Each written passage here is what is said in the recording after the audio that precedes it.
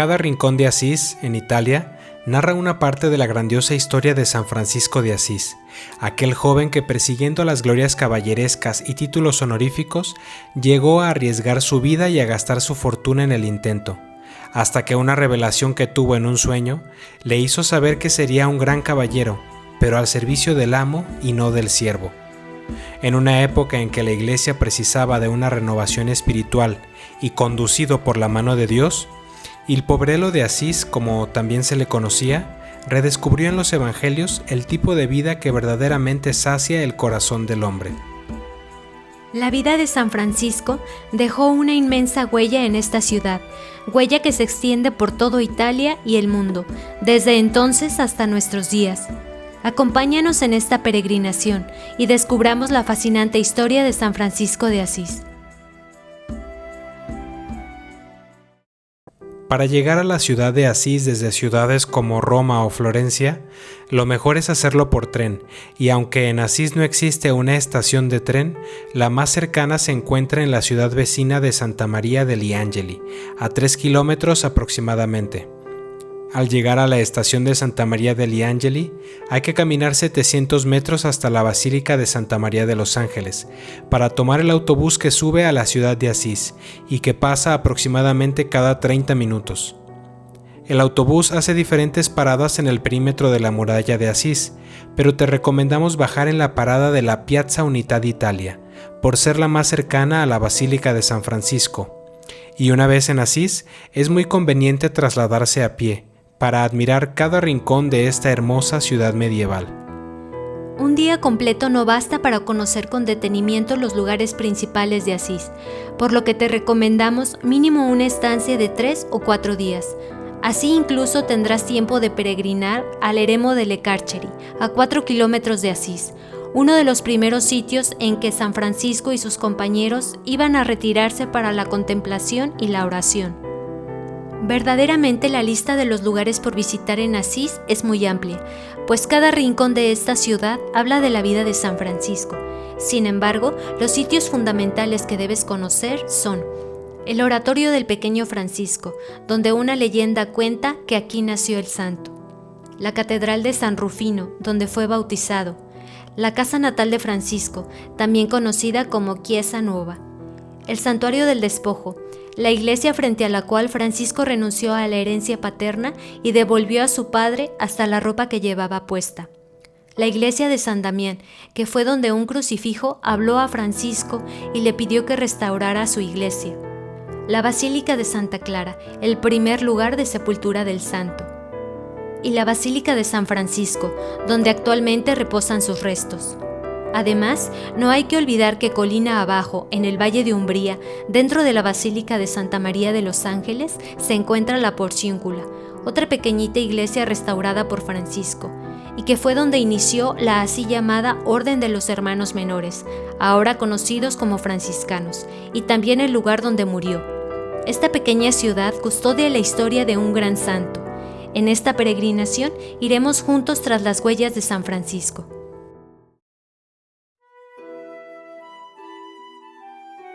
Muy cerca de la Piazza del Comune en Asís, sobre el dintel de un callejón se lee una inscripción que dice: «Descienda las escaleras y encontrará el albergue donde nació Francisco el Pobrecillo». Pues cuenta una leyenda que Francisco habría nacido en el invierno de 1181 o al comienzo de 1182, en un pequeño establo y rodeado de animales, similar al nacimiento de nuestro Señor Jesucristo.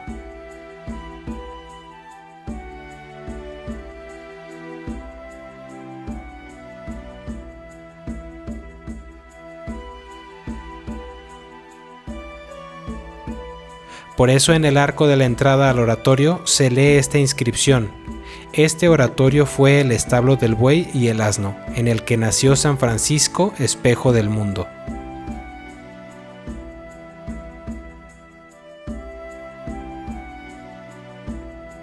Francisco fue bautizado en la Catedral de San Rufino, donde le fue impuesto el nombre de Giovanni, hijo de Pietro di Bernardone y Pica Boclemont.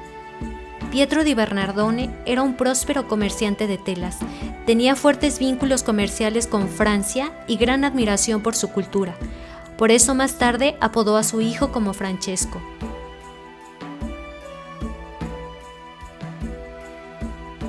Durante sus años de juventud, Francisco conoció el bienestar, la suntuosidad, la seguridad y el prestigio que el dinero paterno le proporcionaba, por lo que fue también un gran animador de alegres pandillas.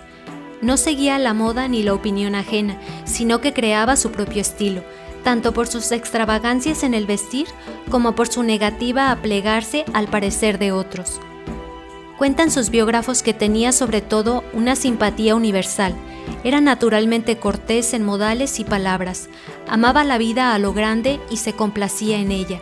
Era generoso, dado a juegos y cantares, locamente vanidoso, y rondaba de día y de noche por las calles de Asís, escoltado por un grupo de compañeros. Se distinguía por su constante afán de entregarse a grandes ideales. Por ello, cuando tenía alrededor de 20 años, se alistó para combatir en el conflicto entre Asís y Perugia, por el control territorial y político de la región. Movido por un ardiente ideal de caballería, veía en aquella empresa la oportunidad de iniciar su camino hacia el honor y el reconocimiento propio de la nobleza. Mientras recordamos la vida de San Francisco, nos dirigimos hacia la iglesia de San Damián, que fue un punto de quiebre en la conversión de Francisco. Francisco se involucró en la campaña militar entre Asís y Perugia. Sin embargo, cuando su ejército fue derrotado en una batalla, cayó prisionero y permaneció en cautiverio por un año, hasta que su padre pagó el rescate. Luego de haber recobrado su libertad, cayó gravemente enfermo, y al igual que cuando fue prisionero, esto sirvió para probar su paciencia y fortalecer su madurez espiritual. Al recobrar las fuerzas, aún ardía en deseos de ser caballero y noble, por lo que nuevamente determinó ir a combatir, pero ahora en el ejército de Galterio y Briena, en el sur de Italia, que aliado con el Papa Inocencio III, luchaba contra el emperador germánico Otón IV por el control del reino de Sicilia. Con ese fin se compró una costosa armadura y un hermoso manto, pero un día en que paseaba ataviado con su nuevo atuendo, se topó con un caballero pobre pero noble, al cual le entregó sus vestidos. A la noche siguiente tuvo un sueño en que, según cuenta San Buenaventura, la clemencia divina le mostró un precioso y grande palacio, en que se podía apreciar toda clase de armas militares, marcadas con la señal de la cruz de Cristo, dándosele a entender con ello que la misericordia ejercitada por amor al gran rey con aquel pobre caballero sería galardonada con una recompensa incomparable. Y como Francisco preguntara ¿para quién sería el palacio con aquellas armas?, una voz de lo alto le aseguró que estaba reservado para él y sus caballeros. Francisco consideró esta visión como una confirmación de que debía seguir su campaña militar para alcanzar los honores que tanto había buscado. Pero cuando iba dirigiéndose a Spoleto, de noche, escuchó al Señor que le hablaba familiarmente. Francisco, ¿quién piensas que podrá beneficiarte más, el Señor o el siervo, el rico o el pobre? A lo que contestó Francisco que sin duda el Señor y el rico. Prosiguió la voz del Señor: ¿por qué entonces abandonas al Señor por el siervo y por un pobre hombre dejas a un Dios rico? Contestó Francisco: ¿qué quieres, Señor, que haga? Y el Señor le dijo: vuélvete a tu tierra, porque la visión que has tenido es figura de una realidad espiritual que se ha de cumplir en ti, no por humana, sino por divina disposición. Al despuntar el nuevo día, lleno de seguridad y gozo, volvió apresuradamente a Asís, y convertido ya en modelo de obediencia, esperó que el Señor le descubriera su voluntad. Desentendiéndose desde entonces de la vida agitada del comercio, suplicaba devotamente a la divina clemencia se dignara manifestarle lo que debía hacer. Desde ese momento lo que a Francisco antes le parecía dulce y suave, se le vuelve intolerable y amargo, mientras que grandemente suave y dulce le parece lo que antes aborrecía. Nada tiene que reprochar a nadie, ya que ante sus ojos solo él es pecador, y solo tiene que enmendarse a sí mismo.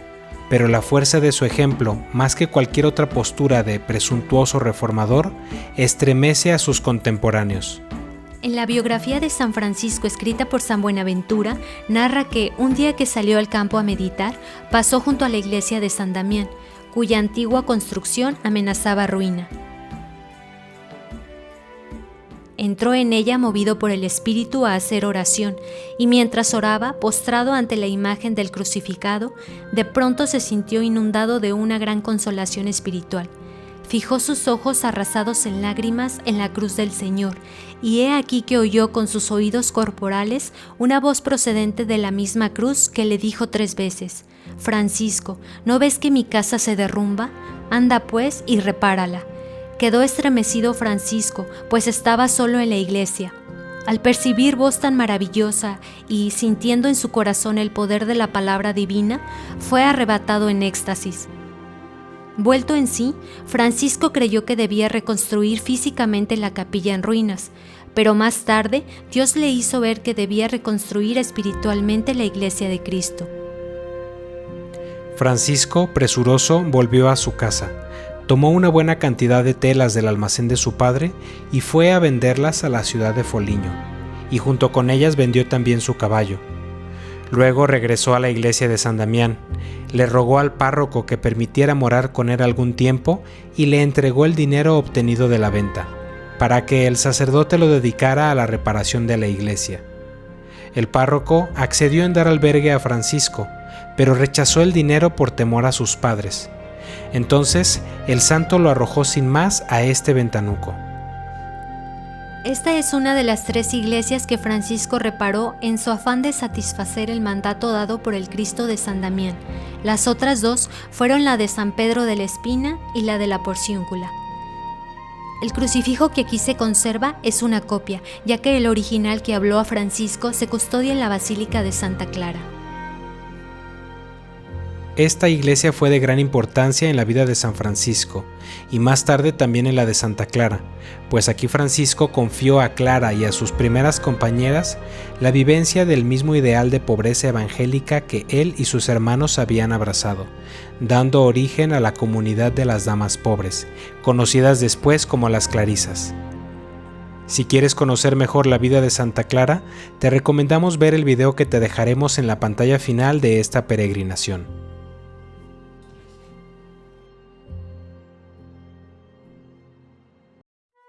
El robo de telas que hizo Francisco a su padre no pasó desapercibido. Don Pietro di Bernardone, enfurecido, corrió a San Damián. Francisco, por su parte, al oír los gritos y amenazas, huyó a toda prisa y se refugió en una cueva oculta, velando en ayuno y oración. Pasado un mes, el mismo Francisco se reprochó su cobardía, abandonó el escondite y marchó a la ciudad de Asís. Sus conciudadanos, al verlo en el extraño talante que presentaba, lo tomaron por loco. Tan pronto como el padre oyó el clamor del gentío, acudió presuroso y sin conmiseración lo arrastró a casa, lo azotó y lo encerró encadenado. La emocionante historia de Francisco nos conduce hasta su casa natal, donde hoy se erige esta iglesia de fachada barroca, mejor conocida como Chiesa Nuova.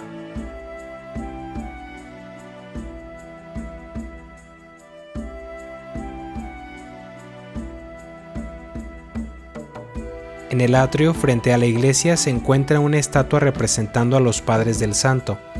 A la derecha, don Pietro di Bernardone y a la izquierda, doña Pica. Se dice que la casa paterna de Francisco tenía 3 niveles, es decir, 2 niveles sobre el nivel de la calle y un sótano. Hoy, la iglesia se emplaza en el mismo lugar que alguna vez ocupó la casa. Sobre el altar principal podemos ver una pintura que representa la visión de Francisco de aquel palacio decorado de escudos con el símbolo de la cruz, en el que una voz le prometió que serían para él y sus caballeros.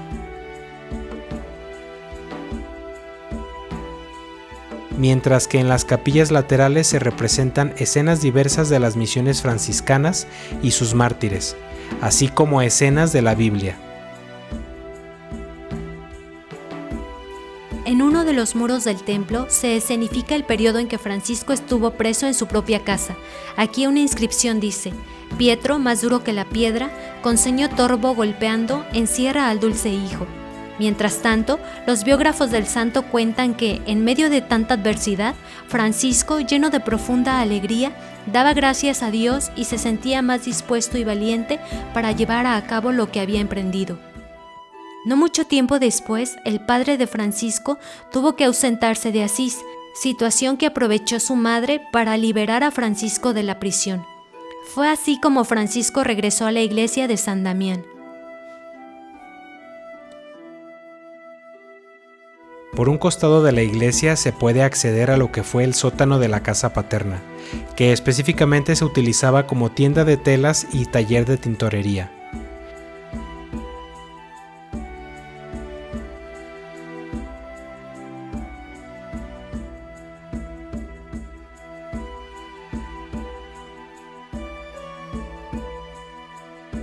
Este fue el acceso principal a la casa.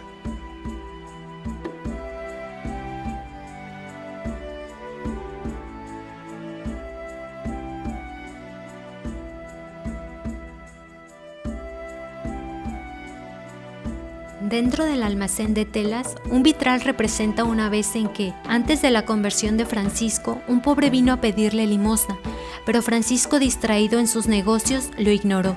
Arrepentido, más tarde lo buscó y le dio todo lo que tenía.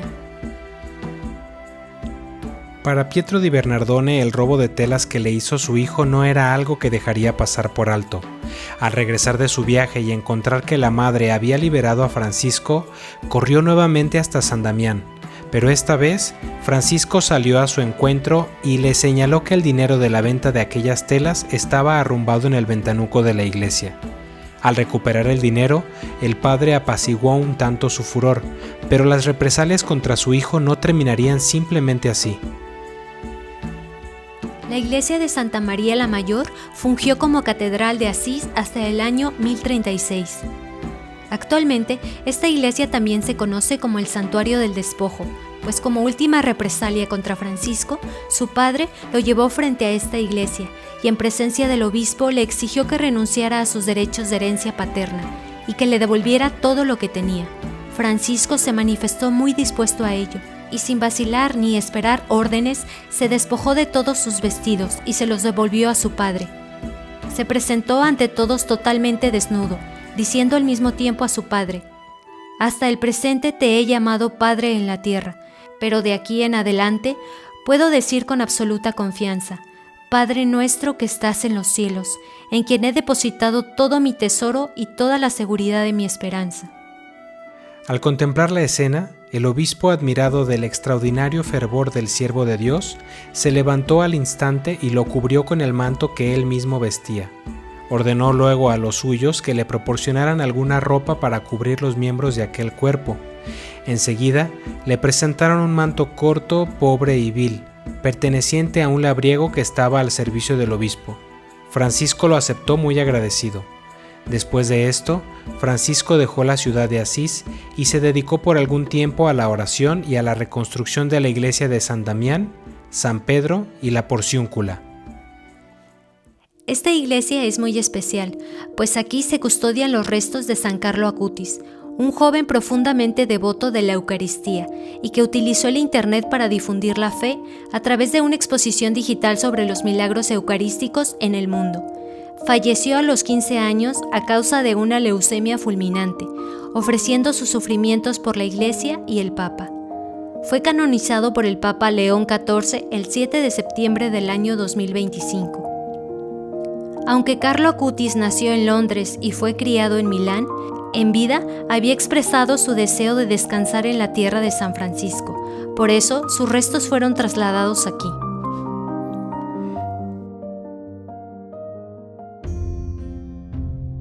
La vida de Francisco fue una vida que combinaba, por un lado, la predicación del Evangelio, mientras que, por otro, un continuo apartamiento del mundo para vivir en oración, ayuno y penitencia.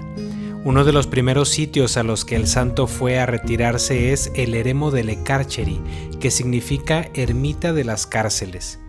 El eremitorio se encuentra a 4 kilómetros de Asís y la manera de llegar es mediante coche o a pie, ya que no existen rutas de transporte público. Sin embargo, la caminata cuesta arriba es una excelente preparación para adentrarnos en tan especial lugar, al mismo tiempo que se contempla desde lo alto las vistas hacia la llanura de Umbría.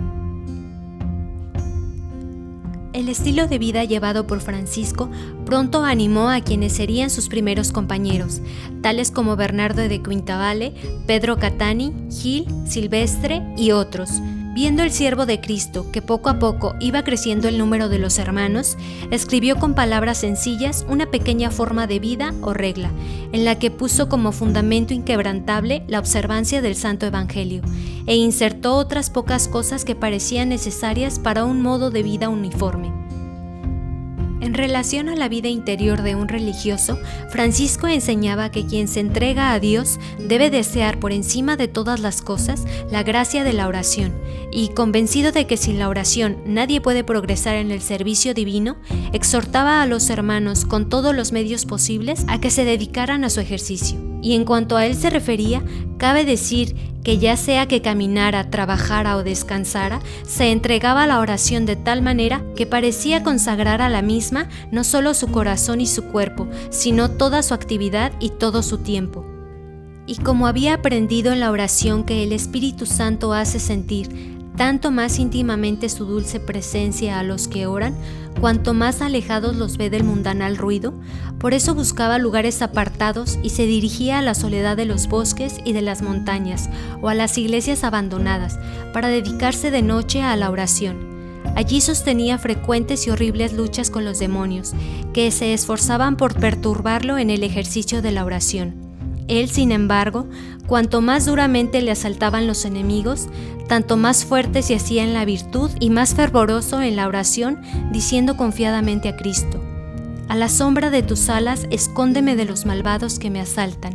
Y así, hasta que los demonios, no pudiendo soportar semejante constancia de ánimo, se retiraban llenos de confusión. Antes de ingresar, una inscripción reza así: Ubi Deus ibi pax, que significa: donde está Dios, allí hay paz. Y un pequeño portal conduce a los visitantes hasta un diminuto patio triangular.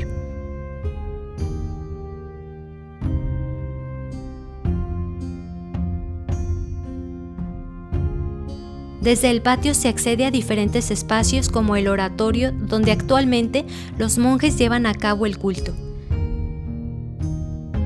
También, el patio comunica directamente con el antiguo refectorio, es decir, el lugar donde compartían los alimentos.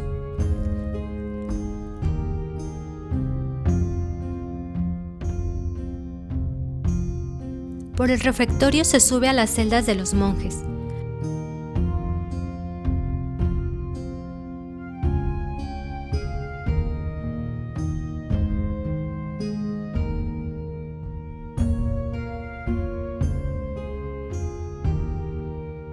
Por otra puerta, desde el patio, se accede a lo que fue la celda de San Francisco.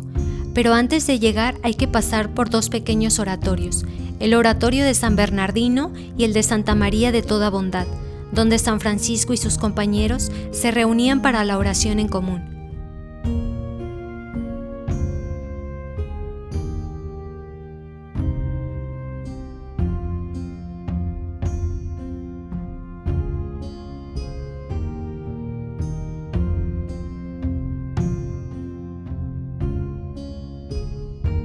Al descender unas escaleras, se llega a la celda de San Francisco.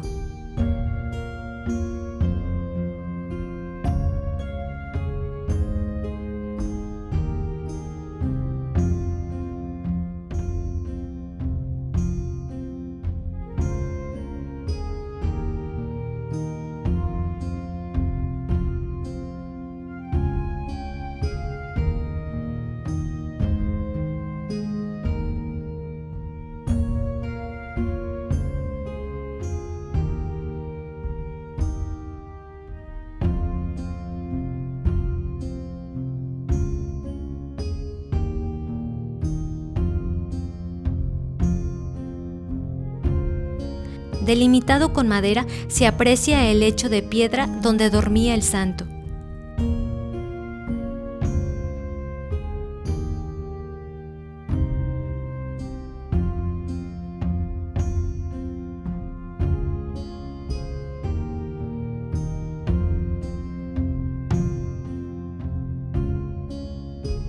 Al fondo de la celda se encuentra otro oratorio.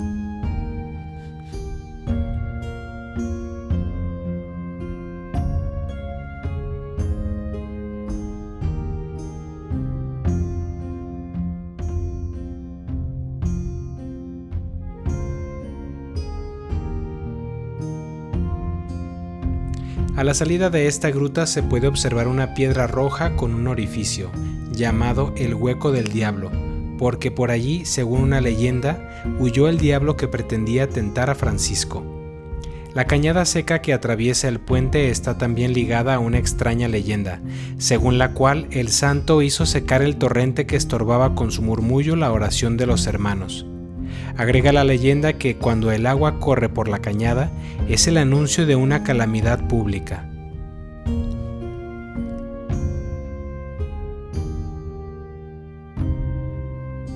Al otro lado de la cañada se encuentra una antigua encina cuidadosamente protegida, pero ya con evidentes signos de muerte. Según la tradición, a ella venían los pájaros en gran cantidad para cantar y escuchar a Francisco.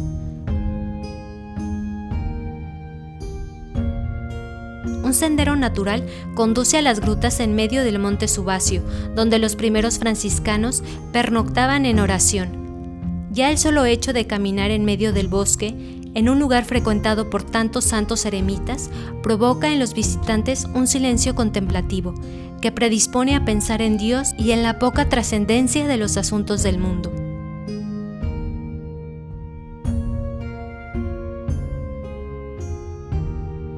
Entre las grutas de los primeros hermanos nos encontramos la de Fray León, tal vez el más célebre de los compañeros de San Francisco.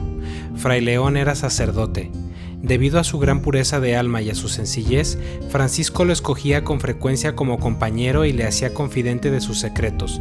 Fue el único testigo de la estigmatización de San Francisco en el Monte Alberna. Era su confesor y también su secretario. Gran parte de las fuentes biográficas sobre San Francisco se inspiran en los recuerdos que dejó escritos el hermano León. Otra gruta es la de Fray Rufino. Él provenía de una familia noble, era primo hermano de Santa Clara, amaba el silencio y el retiro. Fray Rufino tomó parte con los hermanos León y Ángel en la compilación del relato de los tres compañeros, que narran la vida y la conversión de Francisco y los primeros tiempos de la Orden de los Hermanos Menores. También encontramos la gruta de Fray Maceo, que fue uno de los primeros y más cercanos compañeros de San Francisco, de carácter alegre, gallardo y de porte distinguido. Destacó por su simpatía y prudencia. Acompañó a Francisco en momentos clave de su vida y misión, siendo testigo de muchos de sus gestos y milagros. Hoy en día, en medio de la naturaleza, se han dispuesto algunos espacios abiertos donde se pueden tener celebraciones litúrgicas. Así como lo hizo en este eremitorio, Francisco pasó gran parte de su vida orando y ayunando en medio de la naturaleza. Por toda Italia se encuentran diferentes eremitorios donde el santo llegó a pasar largas temporadas en esta disposición, siendo la experiencia más marcada de su vida la que pasó en el Monte Alberna, localizado a 120 kilómetros de Asís. Francisco rezaba ante Jesús diciendo: Señor mío Jesucristo, dos gracias te pido me concedas antes de mi muerte. La primera, que yo experimente en vida, en el alma y en el cuerpo, aquel dolor que tú, dulce Jesús, soportaste en la hora de tu acerbísima pasión. La segunda, que yo experimente en mi corazón, en la medida posible, aquel amor sin medida en que tú, Hijo de Dios, ardías cuando te ofreciste a sufrir tantos padecimientos por nosotros pecadores. En respuesta a su plegaria, nuestro Señor Jesucristo, en la forma de un ángel serafín, le imprimió los estigmas de su pasión en las manos, pies y su costado, siendo el primer santo en la historia que recibiría esta gracia. En la llanura de Umbría, es decir, en Santa María degli Angeli, se encuentra una pequeña iglesia que también fue restaurada por San Francisco, en su afán de cumplir con el mandato que recibió del Cristo de San Damián. La iglesia es tan pequeña que fue llamada la Porciúncula, que quiere decir porcioncita. Actualmente la Porciúncula se encuentra dentro de la Basílica de Santa María de los Ángeles. La Basílica de Santa María de los Ángeles fue construida entre los años 1569 y 1679, siguiendo un estilo barroco. La obra progresó lentamente, debido a la constante falta de dinero, pues el edificio se financiaba con donaciones.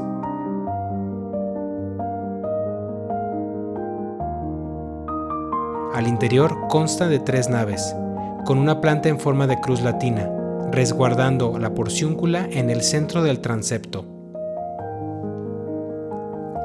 Después de la reedificación de San Damián y de la iglesia de San Pedro, Francisco reconstruyó la de la Porciúncula. Le gustó tanto el sitio por la cercanía del bosque y de las leproserías que se construyó allí una celdita para vivir. Antes de la reconstrucción hecha por Francisco, la pequeña iglesia pertenecía a los benedictinos, pero estos se la donaron amablemente al santo y a su comunidad naciente. Francisco, no queriendo ser dueño de nada, se propuso pagar al monasterio benedictino un arriendo simbólico anualmente, que consistió en una canasta de peces. La Porciúncula ocupa un pequeño rectángulo de 4 por 7 metros, pero ese reducido espacio es el núcleo que ha dado origen al gran conjunto arquitectónico que lo circunda. En su interior conserva todavía la frescura de su mística simplicidad primitiva, con sus piedras bruñidas y patinadas por el tiempo. Su único adorno consiste en el retablo que cubre la pared del fondo y que tiene como figura central una piadosa Anunciación, rodeada con escenas de la vida de San Francisco. Ningún otro lugar franciscano estuvo tan ligado a la vida del pobrelo de Asís y a la experiencia de la primitiva fraternidad como la Porciúncula, pues era el lugar primordial de reunión de los hermanos menores y el punto de partida de los que salían a evangelizar. Fue aquí donde vino la noble Clara Favarone para consagrarse al Señor según el estilo de vida de Francisco, dando origen a la Orden de las Clarisas. En el año de 1216, por solicitud de Francisco, el Papa Honorio III concedió indulgencia plenaria a todos los peregrinos que visiten la Porciúncula, se confiesen, participen de la Santa Misa, comulguen, reciten un credo, un Padre Nuestro y recen por las intenciones del Papa. Los días 1 y 2 de agosto, esta indulgencia se extiende a todas las parroquias del mundo y también a todas las iglesias franciscanas, a partir de las 12 horas del 1 de agosto y hasta la medianoche del 2 de agosto. En la parte posterior de la Porciúncula se encuentra el altar de la basílica y del lado derecho se custodia la capilla del Tránsito, que fue la celda donde murió Francisco. Los biógrafos narran que cuando Francisco sintió que la hora de su muerte ya era inminente, rogó a los hermanos que lo trasladaran a la Porciúncula. Pocos días después de haber sido trasladado en una litera, ciego y agotado su cuerpo por los muchos ayunos y penitencias, el 3 de octubre de 1226, sábado por la tarde, Francisco pasó a la vida eterna. El interior fue transformado en capilla después de la muerte del santo y sus paredes cubiertas con frescos que representan a varios santos y beatos franciscanos, y en el centro del altar un relicario custodia un cordón que usó Francisco.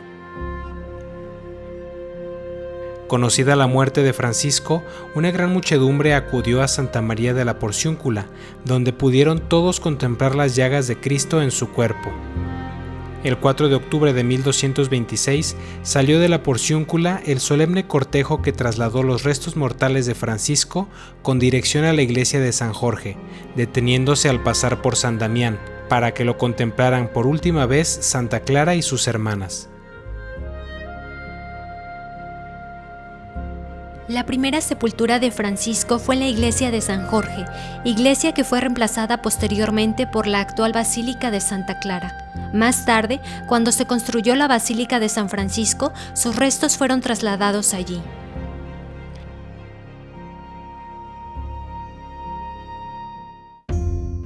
El final de la historia de Francisco nos conduce hasta la basílica que lleva su nombre. Ubicada en el extremo norponiente de la ciudad, es la iglesia con más aforo de peregrinos en Asís. Cuenta una leyenda que el actual sitio de construcción de la basílica se desplanta sobre lo que alguna vez fue una colina donde eran castigados y ejecutados los delincuentes y enemigos de la ciudad, y se dice que Francisco había confiado a alguno de sus íntimos compañeros el deseo de ser sepultado en este rincón maldito de su tierra patria. Se cumplió por tanto el deseo del santo. Un día después de la canonización de Francisco, es decir, el 16 de julio de 1228, se colocó la primera piedra de la nueva basílica, y solo 2 años después, en 1230, fue posible trasladar sus restos desde la iglesia de San Jorge hasta este que sería su lugar definitivo de descanso.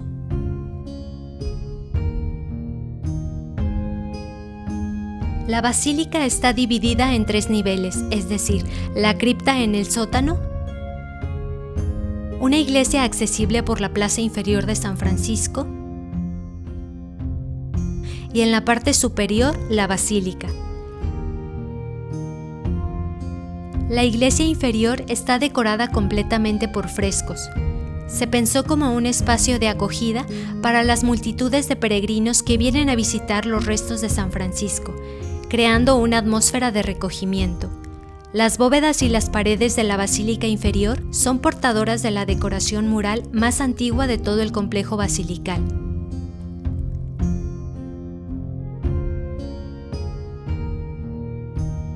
En la bóveda sobre el altar destaca una representación de nuestro Señor Jesucristo entregando a San Francisco en matrimonio con su noble esposa, la Dama Pobreza. En una capilla lateral se resguardan diversas reliquias, entre las que destacan un par de hábitos que utilizó Francisco,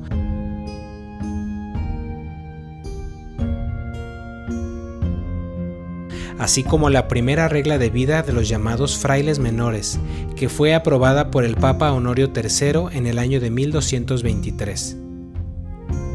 Desde la iglesia inferior, una escalinata conduce a la cripta donde se encuentra el cuerpo de San Francisco.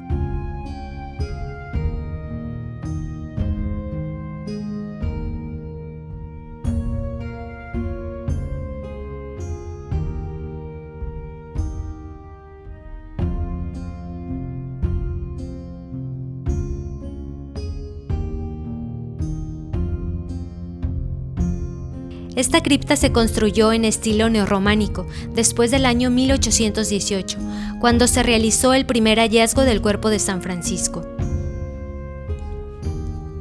El templete que contiene el arca de piedra con los restos mortales de San Francisco constituye el corazón de este santuario. El santo recibió su segunda y definitiva sepultura aquí, el 25 de mayo de 1230. Desde entonces tuvo dos reconocimientos su cuerpo, uno en 1818 y el segundo en 1978. En esta cripta subterránea también reposan 4 de los primeros compañeros del santo, los frailes León, Rufino, Maceo y Ángel, y Fray Jacoba, una piadosa noble señora romana que asistió a la muerte del santo el 3 de octubre de 1226. El recorrido que se tiene previsto para la visita de peregrinos dispone que a la Basílica Superior se ingrese por el lado derecho del presbiterio, pues es el recorrido más natural si vienes desde la iglesia inferior.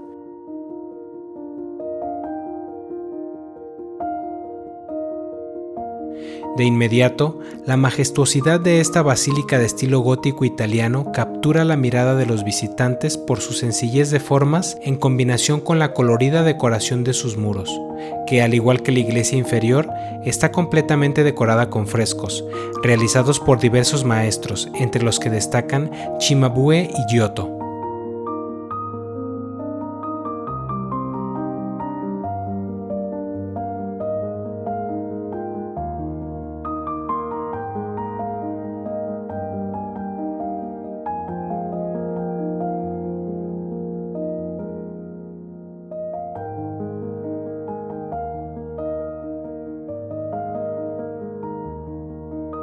Otra obra de gran valor artístico se aprecia en las sillas del coro y en el presbiterio, realizadas con madera taraceada, una técnica que consiste en incrustar piezas de diferentes maderas u otros materiales para formar delicados dibujos y composiciones. El resultado, fruto de un trabajo de gran paciencia y precisión, permite admirar la riqueza de detalles y la variedad de motivos representados. En la nave, el ciclo de frescos de la parte inferior de los muros, realizados por Giotto, representa una innovación decisiva en la pintura medieval.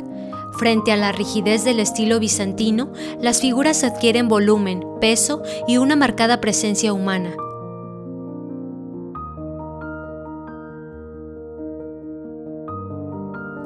Las escenas representadas de la vida de San Francisco se vuelven como una segunda predicación del santo, ya que rememoran los momentos clave de su vida e interpelan al observador aún en nuestros días.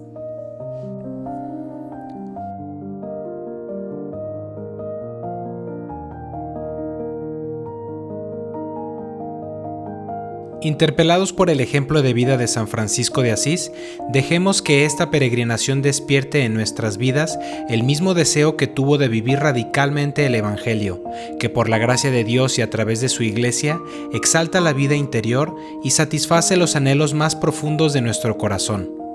Cuéntanos en los comentarios si ya conocías la fascinante historia de San Francisco o si has recibido algún favor por su intercesión. Gracias por habernos acompañado en esta peregrinación. Si te ha gustado el video, compártelo y no olvides suscribirte a nuestro canal. Nos vemos en la próxima peregrinación.